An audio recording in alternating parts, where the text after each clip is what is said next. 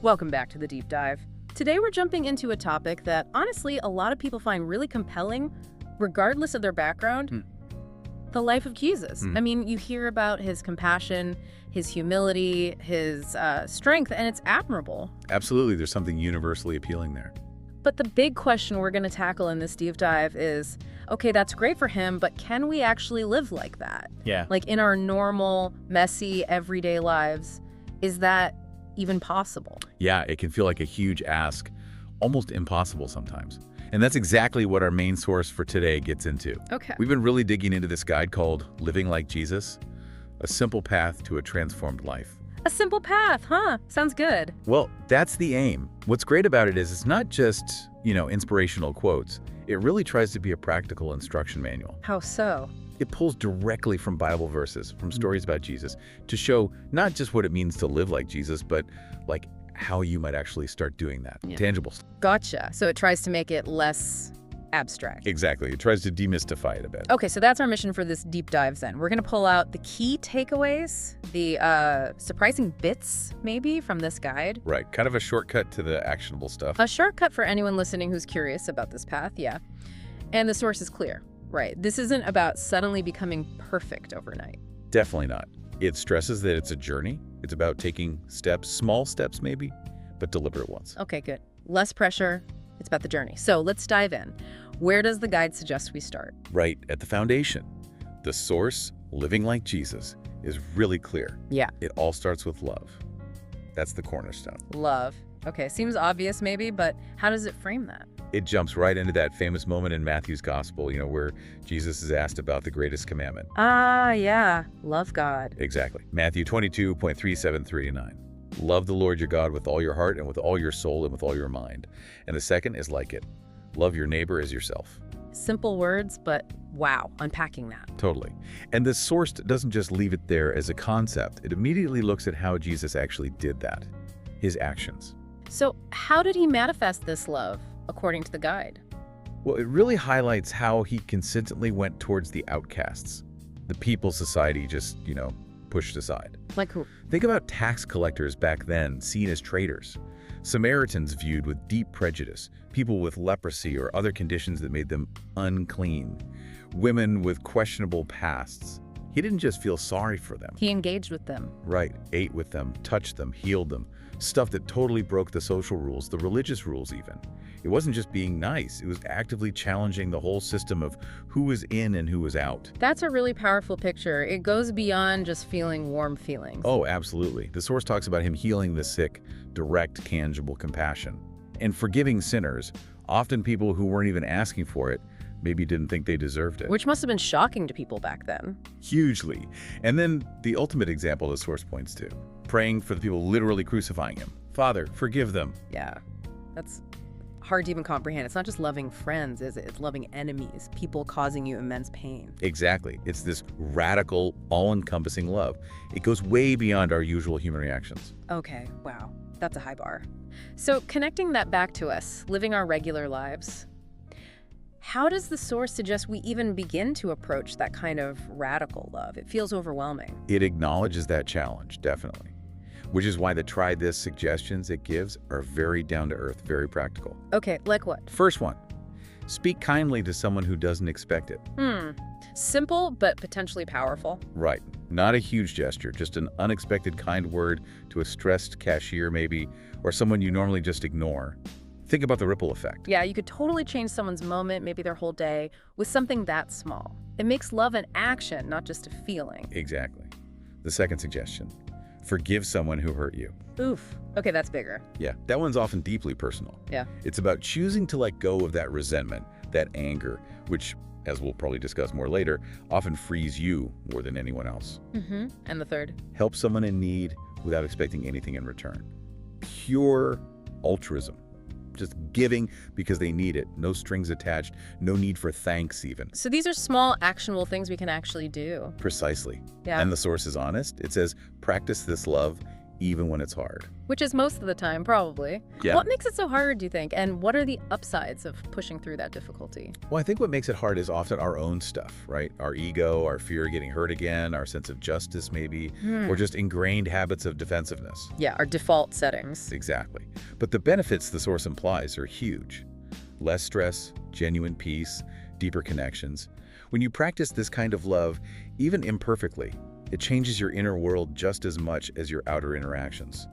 It's not just a rule, it's like a path to being more whole yourself. Okay, so love is the foundation. Where does the guide take us next? It moves into this idea of a posture of service, specifically through humility. Humility, another potentially tricky one. Yeah, and it uses a really striking example, Jesus washing his disciples' feet. Right, the famous story. But the source emphasizes just how radical that was. It says foot washing was one of the lowliest tasks in that time. Seriously, only the lowest servant in the house would do it. Roads were filthy, feet were disgusting. So for the leader, the master, to do it. It was a huge status reversal, and Jesus makes it explicit, doesn't he? He says, basically, I've shown you how to act, now you go do the same for each other. It's about redefining power. So how does the source define humility then? Because often people think it means thinking badly of yourself, right? Exactly, and the source tackles that misconception head on. It says, humility doesn't mean thinking less of yourself. It means thinking of others more. Okay, that's a really important distinction. It's not self-deprecation. Not at all. It's about shifting your focus outwards, prioritizing others' needs, their feelings, their experiences over your own constant need for recognition or status. It's changing the default question from, what about me, to what about them? That feels very countercultural today, doesn't it? The source says Jesus didn't walk around trying to be famous. He served, listened, and lifted others up. Totally. In our world of personal branding and getting noticed and follower counts, this idea of quiet service, of boosting others instead of yourself, feels almost subversive. It challenges what we often think of as success or influence. So how do we practice that? What are the try this actions here? Again, very practical first. Offer to help with a task no one wants to do. The modern day equivalent of foot washing, maybe. Cleaning the office microwave. Maybe. It's about seeing a need, especially an unglamorous one, and just stepping in without being asked. Okay, what else? Second, let someone else have the spotlight. Ooh, actively choosing to step back. Yeah. Celebrating someone else's win, maybe redirecting praise that comes your way towards a colleague who also deserves it. Conscious deference. That requires checking the ego at the door. Big time. And the third one is fascinating. Practice listening more than speaking. Okay, that sounds simple, but I suspect it's profound. How does really listening, more than talking, change things? What stands out to you about letting others shine, stepping back like that? Well, when you truly listen, actively listen, without just waiting for your turn to talk. Yeah, which we all do. We all do. But when you resist that, you create space. You signal to the other person, hey, what you're saying matters. You matter. That builds trust like almost nothing else. It makes the interaction deeper, more real. Definitely. And letting others shine.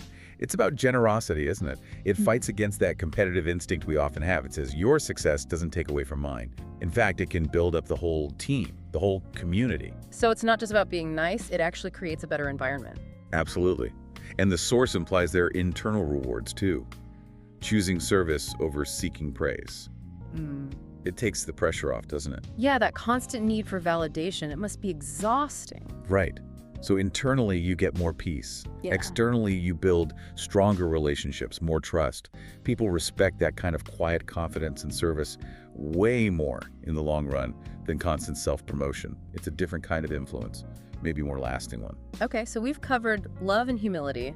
Now the guide moves into what might be the toughest one for many people: forgiveness. Yeah, this is often where the rubber really meets the road.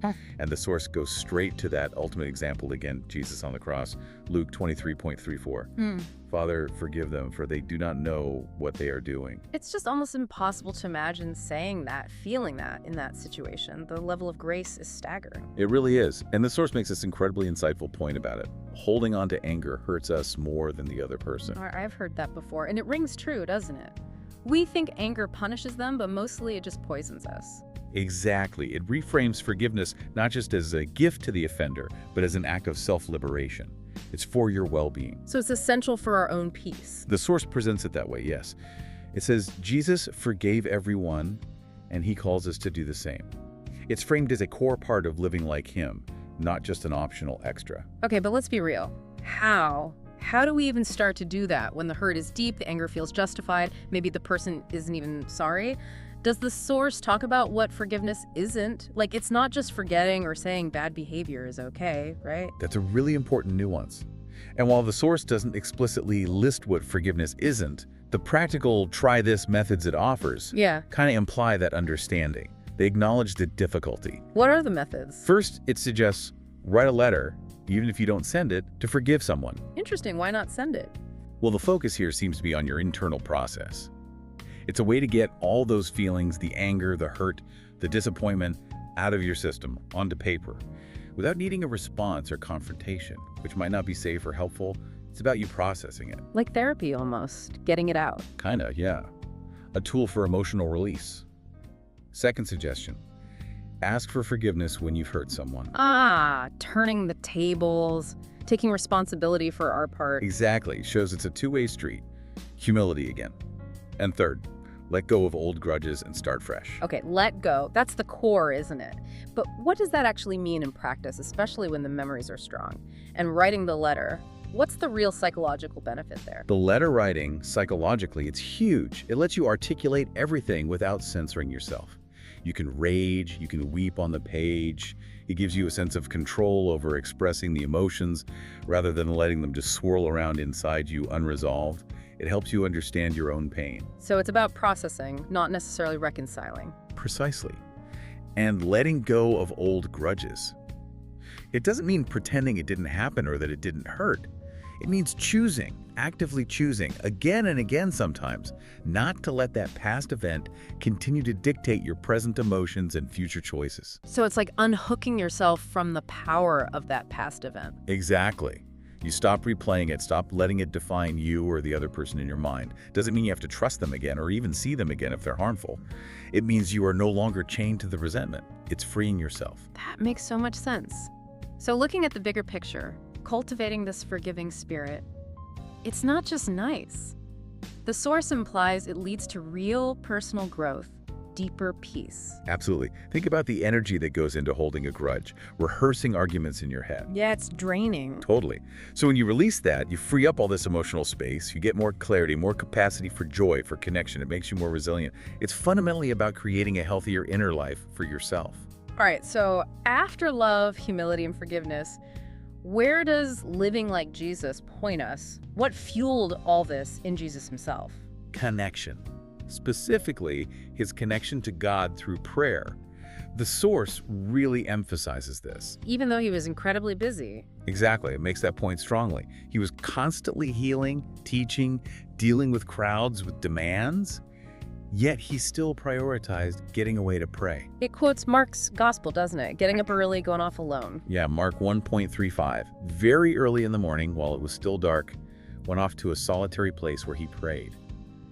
It wasn't an afterthought. It was like his essential refueling stop. His source of strength. That's how the source presents it. It says flat out, to live like Jesus, we must stay connected to God. And it explains why. Prayer helps us get strength, wisdom, and peace. Strength, wisdom, peace. Sounds pretty good. Right. It's framed not just as a religious duty, but as a practical necessity for navigating life well. Especially in our noisy, demanding world, that intentional, quiet connection is vital. Okay, but again, the how. For people who find prayer daunting or maybe haven't done it much or feel awkward, how does the source make this accessible? Is this part of the simple path? It really tries to be. The try this suggestions here are incredibly straightforward. Yeah. First, set aside 5-10 minutes every morning just to talk to God. 5 or 10 minutes. Okay, that feels doable, not like you need an hour. Exactly. It's about consistency, building a habit, not duration, just a brief, regular check-in. What else? Second, it breaks down what you might do in that time. Thank him, ask for help, and listen with your heart. Gratitude, asking for help, and listening. That last one is interesting. Listen with your heart. And third, read a few verses from the Bible daily. Just a little bit to connect with the source material, so to speak. Okay, I'm really struck by the simplicity, especially that 5-10 minutes. And listening with your heart, how is that different from just, thinking or talking at God? What does that phrase suggest to you? I think the simplicity is key. It removes the pressure, the feeling that you have to perform or say the right things. and listening with your heart. Well, talking is us expressing ourselves, right? Thinking is us analyzing. Listening with your heart feels more receptive. Like being open.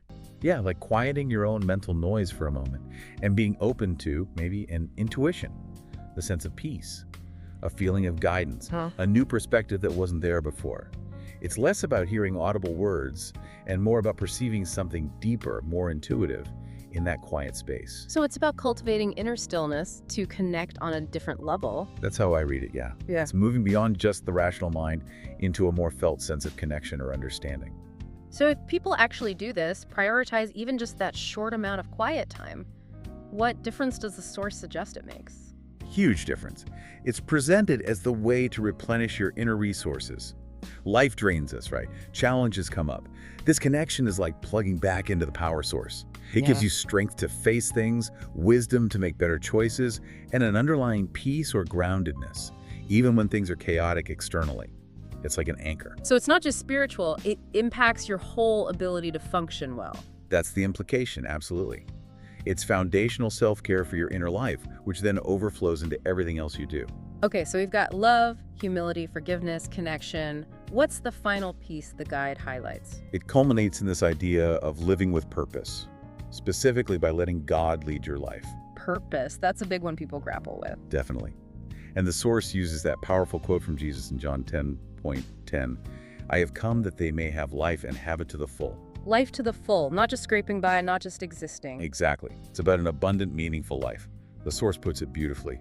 We were not made just to exist. We were made to shine, serve, love, and make a difference. Wow, that's quite a statement.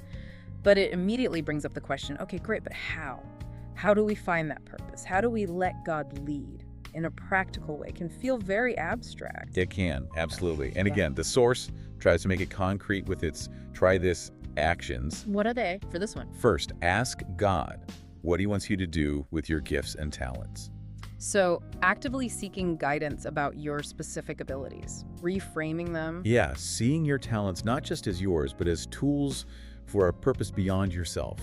How can these things you're good at serve something bigger? Okay, that's a helpful shift. What's next? Second, look for small ways to bring light into someone's life. Small ways again, not waiting for some huge calling. Right. It brings purpose down to the everyday. A kind word, encouragement, a helping hand. It makes making a difference immediate and accessible, not some far-off dream. That takes the pressure off finding the one big thing. Totally.